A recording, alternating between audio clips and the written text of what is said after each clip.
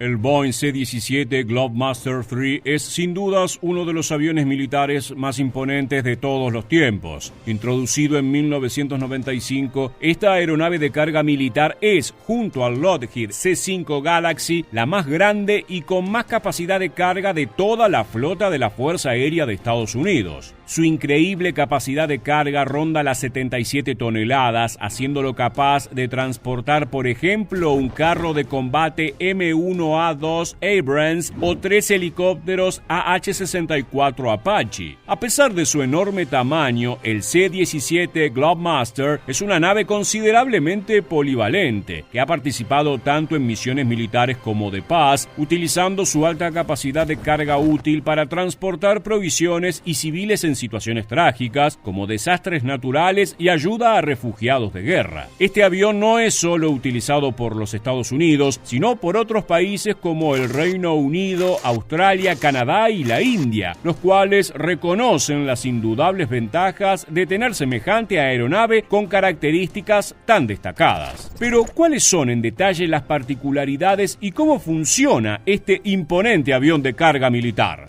Ponte cómodo en tu cabina para conocer todo sobre el McDonnell Douglas Boeing C-17 Globemaster, uno de los aviones más grandes y poderosos de todos los tiempos. ¿Estás listo? Comenzamos en 3, 2, 1. ¡Prepárate para volar! En los 80, la Fuerza Aérea de Estados Unidos comenzó a verse en la necesidad de agregar a su flota una nueva aeronave de carga para reemplazar los modelos anteriores que ya se encontraban viejos, como el Lockheed C-130 Hércules y principalmente el C-141 Starlifter. McDonnell Douglas fue elegida para llevar a cabo la tarea con su proyecto denominado C-17. El proceso tuvo diferentes dificultades de desarrollo y de financiación, ya que el avión fue muy criticado por sus características y por sus altos costos.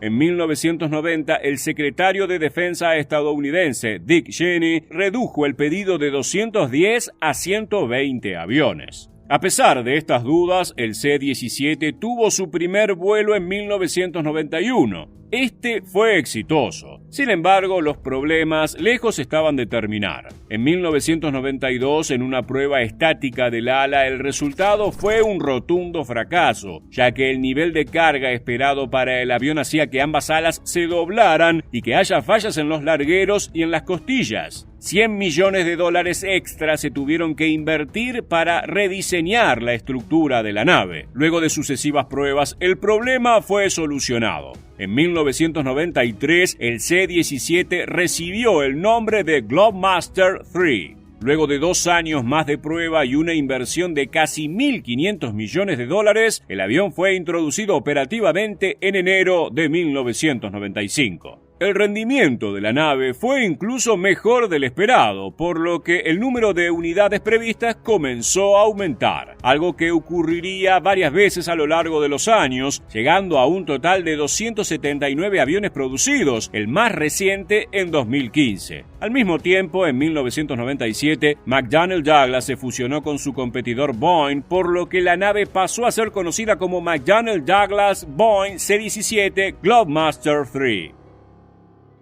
El diseño de esta es realmente sobresaliente e imponente. Con un largo de 53 metros, una envergadura de 51,75 y una altura de 16,79, se trata de uno de los aviones militares más grandes de la historia. El Globemaster III es tripulado por 3 personas, piloto, copiloto y jefe de carga, el cual se encarga del compartimiento donde se llevan los objetos transportados. Este tiene 27 metros de largo por 5,5 de ancho y 3,76 de alto. El suelo tiene rodillos para la carga paletizada, pero puede volverse plano para vehículos o material rodante. Todo se carga a través de una gran rampa de popa. Como ya mencionamos, su impresionante capacidad de carga de 76,6 toneladas le permite cargar cualquier tipo de equipamiento en grandes cantidades e incluso tiene la posibilidad de llevar helicópteros, vehículos blindados o carros de combate. Aquí vemos cómo un C-17 Globemaster descarga un AH-64 Apache. Esto es realmente impresionante si se considera que no solo uno, sino 3 helicópteros Apache pueden ser llevados como carga. El C-17 está propulsado por 4 motores turbofan Pratt & Whitney F-117 PW100 basados en el modelo utilizado por el Boeing 757. Cada uno con una potencia nominal de 180 kilonewtons. Diseñado para transportar carga estratégicamente por aire, tiene una velocidad máxima de 830 kilómetros por hora. Su buena velocidad, considerando su tamaño, le permite volar sobre zonas cercanas al combate y directamente expulsar su carga desde el aire a una zona de aterrizaje, como se puede apreciar en este video donde se lanzan vehículos Humvee. Otra considerable ventaja de la aeronave es que, a pesar de su inmensidad, es capaz de aterrizar y despegar desde pistas de aterrizaje no preparadas ni pavimentadas, lo cual es fundamental no solo para operativos militares, sino para todo tipo de trabajos, ya que el C-17 Globemaster III no solo participa en operaciones de combate o de situaciones de guerra, sino que ha sido extensamente utilizado para misiones humanísticas en respuesta a desastres naturales como el terremoto en Haití en 2010 y las inundaciones en Sindh, en Pakistán, al año siguiente. La capacidad de aterrizar en terrenos no preparados lo hace perfecto para este tipo de situaciones extremas donde las condiciones para operar son complejas y rara vez favorables. Más recientemente, el C-17 fue portada de muchos portales de noticias por su importante rol en la retirada estadounidense de Afganistán tras 20 años de guerra. Este fue muy utilizado para retirar civiles que escapaban de los talibanes en Kabul. La desesperación y falta de organización llevó a que muchas personas se cuelguen de las alas de la aeronave cuando no lograron subirse a la misma. Finalmente, la mayoría falleció al caer o al ser atraídos por las turbinas del avión. Más allá de este trágico accidente, el C-17 volvió a demostrar su alta capacidad de carga. En cada viaje, la nave estadounidense logró evacuar alrededor de 823 civiles afganos. Incluso una mujer dio a luz a una niña en el compartimiento de carga del C-17. Como mencionamos, Estados Unidos no es el único operario de esta enorme aeronave, sino que hay varias fuerzas aéreas aliadas del país norteamericano que la tienen entre su flota. Estos son Gran Bretaña, Canadá, India, Emiratos Árabes Unidos y Qatar. También en 2006, un grupo de naciones del pacto OTAN firmaron la adquisición de unas unidades de C-17 durante el show aéreo de Farnborough.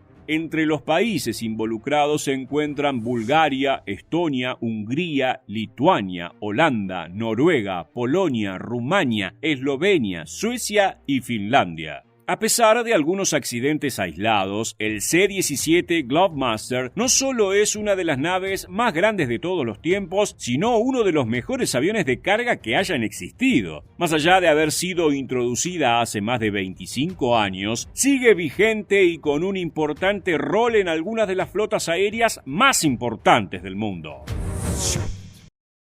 Luego de contarte todo sobre esta imponente aeronave estadounidense, queremos conocer tu opinión. ¿Crees que se trata del mejor avión actual de transporte militar? ¿Cuál otro avión de carga de ese tamaño se te viene a la mente?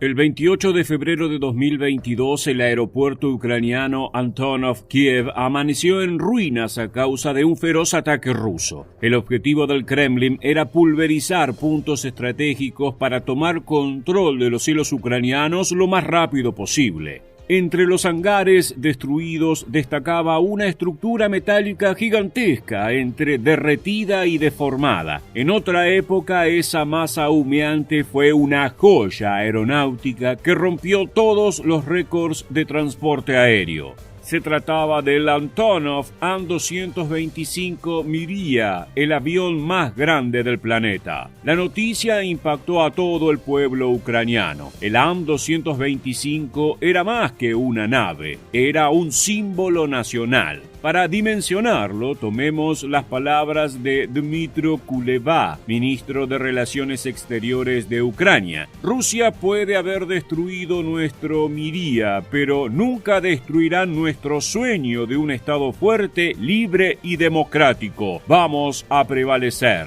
En este video te invitamos a conocer la historia del Antonov, sus hazañas más impresionantes y el impacto que tuvo la destrucción del avión más grande del mundo. Al principio de la ofensiva rusa, Vladimir Putin consideró crucial controlar el espacio aéreo de Ucrania. Los aeropuertos fueron uno de los primeros objetivos estratégicos y entre ellos se encontraba el Antonov Kiev, ubicado al norte del país. La Guardia Nacional Ucraniana logró repeler los primeros ataques, pero el arribo de 200 helicópteros con tropas aerotransportadas rusas inclinó la balanza. Unos 200 soldados ucranianos murieron en los enfrentamientos. Inicialmente, Dmitry Antonov, capitán del An-225, declaró que la nave estaba intacta, pero el 28 de febrero el Ministerio de Defensa confirmó finalmente su destrucción y la captura del aeropuerto. Las imágenes que se filtraron mostraban el esqueleto del Antonov completamente destruido en la pista del aeropuerto. Gran parte de su fuselaje parecía derretido por el calor generado por los misiles y la artillería enemiga. Esos restos eran todo lo que quedaba de la única unidad completada del An-225, un titán de otra era. El Antonov era en sí mismo un recordatorio de los lazos históricos que unieron a Rusia y Ucrania, ya que fue resultado del programa aeronáutico soviético con la grandilocuencia que caracterizó a la potencia comunista durante el siglo XX. Fue presentado en 1988 a un pueblo que aún lloraba los muertos de la tragedia de Chernobyl ocurrida hacía apenas 2 años. Por eso es que el nombre Miria o sueño no es casualidad. En su momento fue una luz de esperanza aeronáutica para los ucranianos. Medía 18 metros de alto, 84 de largo y su envergadura, es decir, la distancia de ala a ala, era de 88,40 metros, una dimensión colosal si tenemos en cuenta que aviones como el Airbus A380 no llegan a los 80 metros. En otras palabras, la extensión alar del An-225 era casi del mismo largo que una cancha de fútbol profesional. Para movilizarse, esta joya contaba con 6 motores y un tren de aterrizaje de 32 ruedas. Su velocidad máxima era de 855 km por hora, con un alcance total de 4.000 km con carga máxima. Pero, ¿cuál fue el motivo para producir un avión tan grande? Originalmente, el An-225 fue diseñado por el programa espacial soviético para transportar elementos de gran tamaño, en particular cohetes impulsores de energía y al transbordador espacial Viran. Para lograrlo se tomó como base el Antonov An-124, pero se eliminaron las puertas y rampas traseras para reducir el peso. Además, se transformó la cola, que pasó de tener un único estabilizador vertical a una cola doble con estabilizador horizontal de grandes dimensiones. No estaba pensado para operaciones tácticas, ya que su enorme tamaño requería pistas de vuelo gigantescas cercanas a los 5.000 metros. De hecho, aún en las pistas más grandes tenía problemas, ya que al despegar creaba una enorme perturbación en el aire que provocaba violentos torbellinos que complican el despegue de otros aviones más pequeños. Había que esperar 15 minutos para retomar los despegues normales luego del An-225. Antes de continuar, ¿has presenciado el despegue de alguna nave de gran tamaño? ¿Conoces de qué modelo se trataba? Déjanos tu respuesta en la caja de comentarios. Las complicaciones técnicas del Antonov se reflejaban en su enorme costo operativo, ya que solo podía despegar en el 35% de los aeropuertos del planeta. De hecho, jamás pisó suelo argentino. Por este motivo, no hay una pista lo suficientemente extensa para que el An-225 pudiese levantar vuelo. Pese a estas limitaciones, operó en Sudamérica en 2016, cuando llevó a Chile un gigantesco transformador eléctrico brasileño que por sí solo pesaba 155 toneladas. A eso se le sumó una estructura adicional para su movilización que pesaba unas 27 toneladas, transformando este viaje en el segundo más pesado de la historia. Más adelante conoceremos qué objeto ostenta el récord en la materia. Al ver las dimensiones del Antonov An-225, era imposible imaginar a semejante bestia remontando vuelo. Aún así, el avión de producción soviética no solo era el más grande del mundo, sino que tenía una gran capacidad de maniobra aún estando completamente cargado. Su diseño le permitía aprovechar al máximo el espacio interno y externo. Transbordadores espaciales, turbinas, motores, colecciones completas de arte, la capacidad del Antonov no conocía límites. Su operación más ambiciosa ocurrió el 11 de agosto de 2009, cuando el An-225 transportó la carga aérea más pesada y densa en un único vuelo. Se trataba de un generador para una central eléctrica armenia con 16 metros de longitud, más de 4 metros de anchura y casi 190.000 kilos. Como si fuera poco, también tiene el récord de transportar el objeto más largo en la historia de la aviación, 2 molinos de energía eólica de 42 metros de largo que fueron llevados de China a Dinamarca en 2010. Luego de estos éxitos, en 2018, el An-225 tuvo numerosas actualizaciones en sus paneles e indicadores, lo que extendería su vida útil considerablemente. Claro, en esa época era inimaginable una guerra en Europa. Pero no todo fue color de rosas en la historia operativa del Miriya. Luego de la caída de la Unión Soviética, este modelo estuvo varios años sin volar debido a problemas de mantenimiento y la falta de algunos permisos internacionales. Recién en 2001, el Titán volvió a elevarse para un vuelo de prueba en las afueras de Kiev. Desde entonces fue empleado por la empresa Antonov para transportes sensibles alrededor del planeta. Se trataba de un avión muy solicitado, ya que pese a su alto costo operativo, aseguraba una carga incomparable en el mundo de la aviación. Durante los meses más complicados de la pandemia, el An-225 se enfocó en los vuelos humanitarios y el transporte sanitario. Esto volvió a poner en relieve la importancia del Miriya en el inconsciente colectivo ucraniano, por eso su destrucción fue tomada como una ofensa nacional y una pérdida irreemplazable.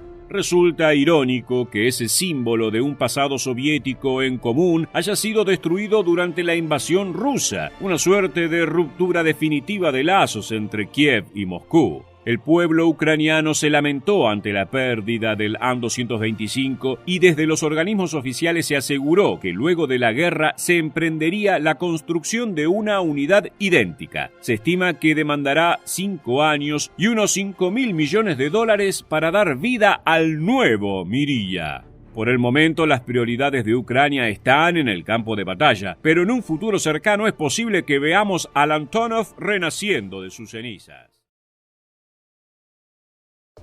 A la hora de proyectar poder militar, no solo importa qué tantos soldados y armas tienes, sino cómo puedes transportarlos hacia donde está la acción. Es entonces cuando entran en juego los grandes navíos y aviones tácticos. Hoy conoceremos un proyecto que podría haberse convertido en el rey absoluto del rubro. Estados Unidos estuvo a punto de contar con un avión capaz de transportar 3.000 soldados completamente equipados o miles de toneladas de equipo militar en apenas 90 horas. Estamos hablando del Boeing Pelican, el ecranoplano estadounidense que pudo cambiar la historia de la aviación, pero nunca vio la luz del día.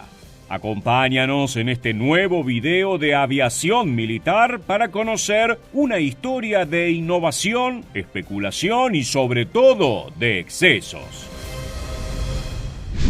Es probable que después de la introducción te hayas quedado pensando ¿qué es un ecranoplano? Después de todo, no es un tipo de nave tan frecuente. En pocas palabras, es un avión de gran tamaño que aprovecha un fenómeno aerodinámico conocido como efecto suelo para planear a pocos metros del agua. Y cuando decimos pocos, es realmente pocos, apenas 3 o 4 metros sobre la superficie marítima. Estas extrañas naves se favorecen de un gran tamaño alar y son capaces de transportar mucha carga a un bajo costo operativo. Su surgimiento se dio durante la Guerra Fría, con unidades a uno y otro lado de la cortina de hierro, pero por diversos motivos los ejércitos jamás adoptaron los ecranoplanos. Eso hasta que Boeing propuso construir la versión más titánica y poderosa jamás imaginada. El caso del Pelican puede considerarse tanto un milagro no realizado de la ingeniería aérea como un exceso total por parte de los diseñadores. La lección que aprenderemos es que más no siempre equivale a mejor. Boeing bautizó su proyecto como Pelican Ultra, abreviación de Avión de Transporte Ultra Grande, lo cual no es de los más brillantes en materia de nombres, pero describe fielmente la principal cualidad de la nave, su tamaño.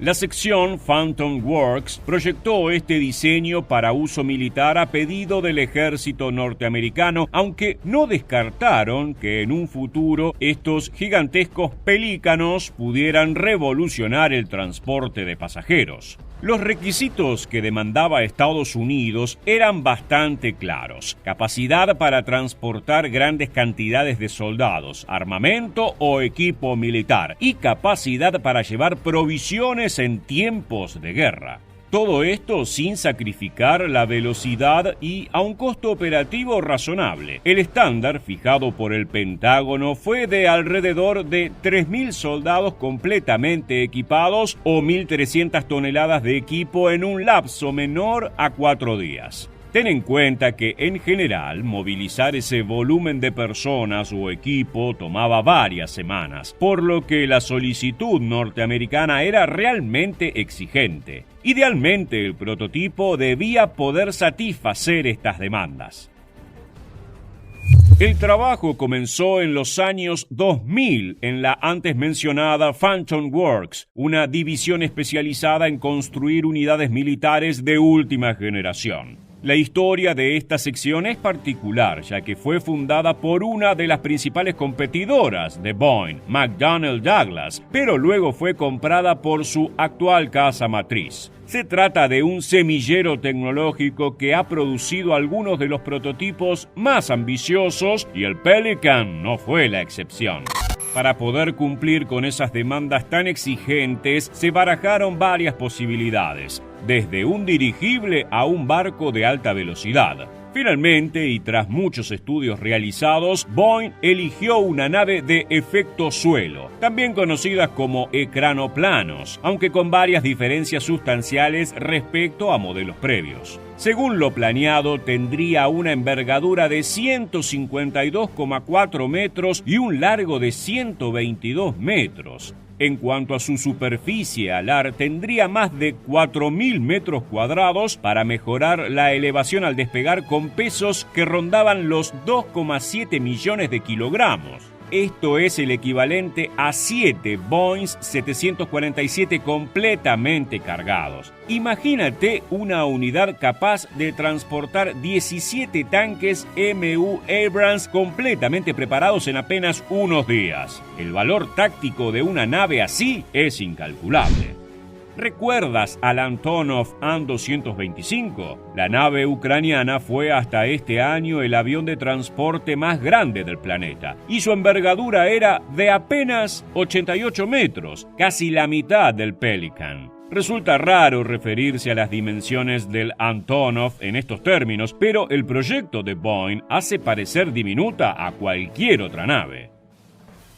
Todo esto sin sacrificar velocidad o capacidad operativa. El Pelícano tendría una velocidad máxima de 600 km por hora y llegaría a tener un alcance de unas 10.000 millas náuticas, es decir, de unos 18.000 kilómetros. Esto es el equivalente a tener un camión de transporte con las prestaciones de una Ferrari. El Boeing Pelican Ultra sería propulsado por 4 motores turbohélice. Su altitud normal de vuelo sería de entre tan solo 6 a 15 metros sobre el agua, aunque, por otro lado, también sería capaz de volar a FL200, es decir, a más de 6.000 metros de altitud, lo que reduciría su alcance a 6.500 millas náuticas o 12.000 kilómetros.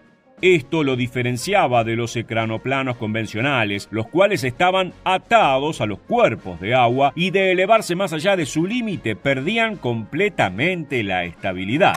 El Pelican podía liberarse del efecto suelo para realizar otro tipo de vuelos o prepararse para aterrizar en pistas de aterrizaje convencionales. ¿Crees que las potencias militares deberían volver a evaluar la utilidad de estos ecranoplanos? Déjanos tu respuesta en los comentarios.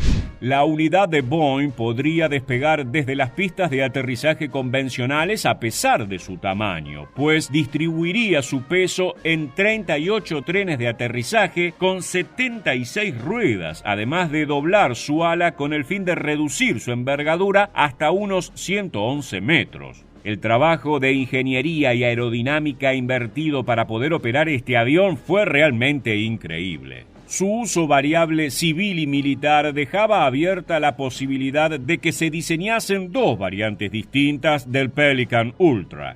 Los principales operadores potenciales de este avión serían la Fuerza Aérea de los Estados Unidos y los países de la OTAN y compañías comerciales de transporte de países aliados con la potencia norteamericana. La división Phantom Works ya había diseñado y colaborado con países como Australia, por lo que no hubiese sido sorpresivo ver al Pelican en otros territorios. Estaba previsto que el Pelican superase con creces las dimensiones del entonces avión más grande, el Hughes H-4 Hércules estadounidense, doblando su tamaño. Lo que es aún más increíble es que Boeing planeaba aumentar la capacidad de carga hasta en 5 veces aún antes de tener un prototipo operativo. Los números son muy atractivos, pero ¿qué pasó con el superavión de transporte?